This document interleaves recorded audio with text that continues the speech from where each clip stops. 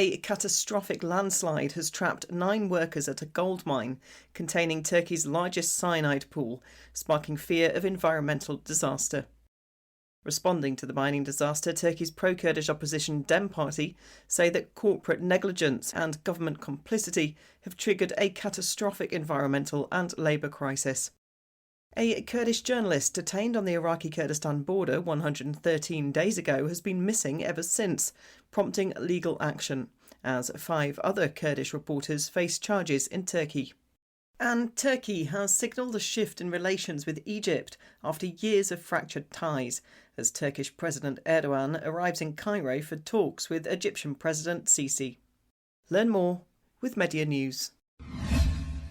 A catastrophic landslide trapped 9 workers underground at a gold mine containing Turkey's largest cyanide pool in the eastern province of Erzincan on Tuesday at around 2:30 p.m. local time, sparking widespread fears of an environmental disaster that threatens the Euphrates River and surrounding ecosystems with possible cyanide contamination. A search and rescue operation involving over 800 people is now underway at the Shoplash mine, an open-pit gold mine in the Ilich district of Erzincan, which uses cyanide to extract the gold. Cyanide is widely used in the large-scale extraction of gold from gold ore, although a number of countries have banned its use. The Shoplash mine is located dangerously close to the Euphrates and covers an area of 10 square kilometres. The incident occurred when a mass of mineral deposits, destined for chemical processing, gave away, potentially exposing an open area of 10 hectares to toxic leachate. The governor of Erzincan, Hamza Aydoğdu, reassured the public that so far no cyanide has been found to have leaked into the Euphrates. Miners were reported to have raised concerns about visible cracking at the site prior to the landslide, but allegedly their warnings were ignored. A deadly combination of corporate favouritism, unchecked greed for profit and blatant disregard for environmental and labour safety regulations has led to a devastating environmental and humanitarian crisis in Turkey, the pro-Kurdish People's Equality and Democracy Party said on Wednesday. The statement comes after a catastrophic landslide trapped 9 workers underground at a gold mine with Turkey's largest cyanide pool in the eastern province of Erzincan on Tuesday. The landslide released highly toxic cyanide into the air, water and soil, posing long-term environmental and health risks to the region.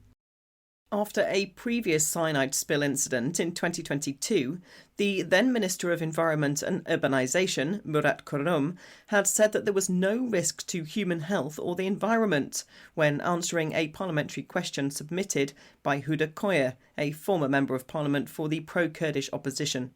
Koya, meanwhile, is behind bars in Turkey in connection with the high-profile Kobani trial against Kurdish politicians relating to protests that had risen up in 2014 in response to Turkey's inaction over the ISIS siege on the Syrian city of Kobani. Lawyers for Kurdish journalist Suleiman Ahmed, who has been missing for 113 days after being detained at an Iraqi Kurdistan border, are preparing to take their fight to an Iraqi federal court.